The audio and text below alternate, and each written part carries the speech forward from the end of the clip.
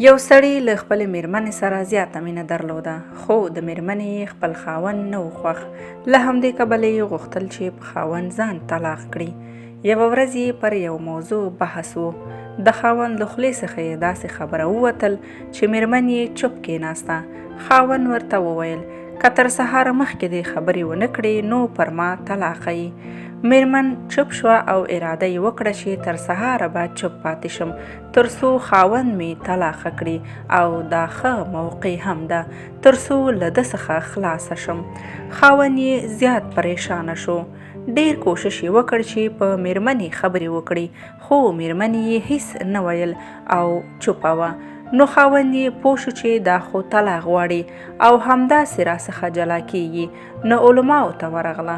ټولو ورته وویل: که د مېرمنې تر سهاره خبرې ونه کړې پر تا طلاقه ده، ځکه شرط ستا لخوا دی، نو تر سهاره مخکې باید خبرې پرې وکړې.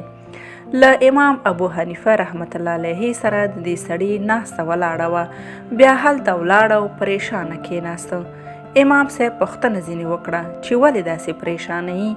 سړي ټوله کیسه ورته بیان کړل. امام صاحب ورته وفرمیل چې طلاق به نه واقع کېږي، بېغمه اوسه. سړی خو مطمئن شو، خو نور علماو د امام صاحب په هکله بدرت ویل شروع کړل چې امام صاحب حرامو ته حلال ویل غواړي. دا خو ښکاره خبره ده او امام صاحب وایي چې طلاق به نه واقع کېږي.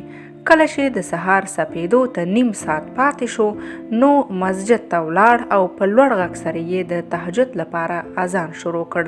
هغې ښځې چې اذان واورید نو خبرې یې شروع کړې او خاوند ته یې وویل چې سهار داخل شو او زه پر تا طلاقه شوم.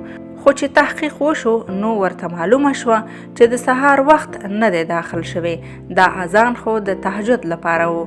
بیا نو علماو او خلکو ومنله چې امام ابو حنیفه رحمت الله علیه هم دی او تدبیر کوونکی هم دی.